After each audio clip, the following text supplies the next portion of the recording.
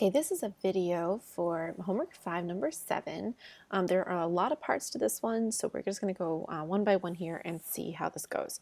So we have the following data represent the muzzle velocity in feet per second of rounds fired from a 155 millimeter gun. For each round, 2 measurements of the velocity were recorded using 2 different measuring devices, resulting in the following data. Okay. So why are these matched pairs? So the reason they are matched pairs, and this is the whole deal, is that each round is basically its own matched pair. So for each round, they're taking 2 measurements of the velocity, but they're using 2 different devices, and these are the 2 different devices, A and B. So it's basically like if a person was acting as their own matched pair. Say, for example, we were testing to see if a scale was calibrated correctly or if it was working, and we weighed ourselves on one scale and then weighed ourselves on another scale. So we're just using 2 different devices, but the same person is doing it. Here, it's the same round, but just 2 different measuring devices. So that's why we have 2 different measurements taken on the same round. Okay, next we have, is there a difference in the measurement of the muzzle velocity between device A and device B? So they're basically testing to see if they are, coming up pretty much the same, or if maybe one of them needs to be calibrated. Who knows exactly why they're testing these, but they want to know the difference in these. So let's see here. We have that the difference is A minus B. So we're finding the difference between device A and device B here, and we want to identify the null and alternative hypothesis. So here they just want to know, is there a difference? They're not saying is device A greater than device B, they're not saying is it less than, they're just saying is it different, and that's why we're using the not equal to sign. So remember that your null hypothesis will always be an equal sign. What's going to happen is it's either your claim or what you're testing is going to be the alternative hypothesis, and in this case it's just, is there a difference? So are they not equal? Let's just check. So now we have to go through and determine the test statistic and the p-value, and this is where StatCrunch is going to come in. So we're going to go first to open the data here. This little blue box can open your data in StatCrunch, and we'll get device A and device B. So we have all, here's round 1, device A and device B, round 2, device A and device B.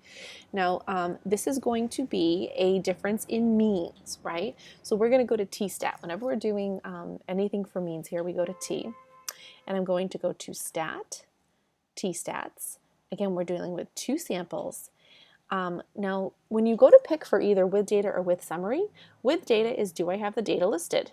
With summary is, they would give me the mean, the standard deviation. Here they actually have the data listed out here for A and B. So we're going to pick with data. Oh, actually, you know what? Nix that. I need to take paired. So it's going to actually let me go ahead and do my data here too. I always miss that in my t-stats. So we're going to go ahead and do A is my first sample, B is my second. For my hypothesis test, again, remember that for the difference, it's going to be A minus B, and we just want to see, is that difference equal to 0, or is it not equal to 0? And here again, you can change this to less than or greater than, but because we're just seeing if they're different, we're going to do not equal to, and click compute. Okay, so here we have our t-stat and our p-value. So the t-stat, I think they're having us round to 3 decimal places, or 2 for the t-stat and 3 for the p-value. So they're getting negative 0.45, because again, there's a 5 here but a 4 next to it. So we'll keep that 5 the same. And then 3 decimal places here is 0.668, but there's a 5 next to it, so we're going to round that up to a 9. And that's what they actually did that incorrectly here. Oh, you know what? They're going to give you plus or minus 0.002. They may have used Excel or something to find this. So it would still come up correct if you put 0.669. Okay. Now, a lot of people, don't know whether to reject or not reject H naught. So remember, we're always going to be rejecting or not rejecting the null hypothesis. And the null hypothesis may or may not be the claim. In this case, it's not. We're seeing if they're equal in the null hypothesis. So my whole thing, I think the easiest way is the p-value test.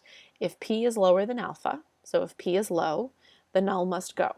So that means if p is lower than alpha, we're going to reject H naught. The null must go. So here we have p is 0.668 or 0.669 if we rounded it correctly. Alpha is 0.01. Is that lower than alpha? Well, no, it's bigger than alpha. So in that case, we fail to reject H naught. So if I fail to reject H naught, or do not reject H naught, right, there, and again, they're going to have to choose, is it not, or there is sufficient evidence to conclude that there is a difference in the measurements of velocities between device A and device B. So if I do not reject H naught, that means that these could actually be equal. So that's why there is not sufficient evidence to conclude that there is a difference. Okay, so again, we're not rejecting H naught, so they could in fact be equal. And I know you're saying, like, why is that coming up true? It means that they're coming up close enough here that there isn't a significant difference between the two measurements, the two measuring devices. So we cannot say that they are super different. Okay, next here we're going to construct a 99% confidence interval. Now what we're going to do, go back to your MyLab, my stat lab, and I'm going to go back and I'm just going to click options. I don't want to have to go through everything all over again, so you can go back to options and click edit. And then I can just change this to our confidence interval, and they wanted it at 0.99, and then click compute. So now here you'll see we have our lower limit and our upper limit. Well, how do they want us to do this here? They wanted to do two place values, okay? So we have negative 0.806, negative 8.06, and the upper limit will be 6.43, and I think that's what they got here as well. That is true. Okay, now interpreting the confidence interval. Remember, with an interpretation, what we're going to do is we're going to go ahead and basically put it in the context of the problem given. So remember that with a confidence interval, you can say I am 99% confident, and in this case, we're making a confidence interval for the difference in the measurements of the two different devices.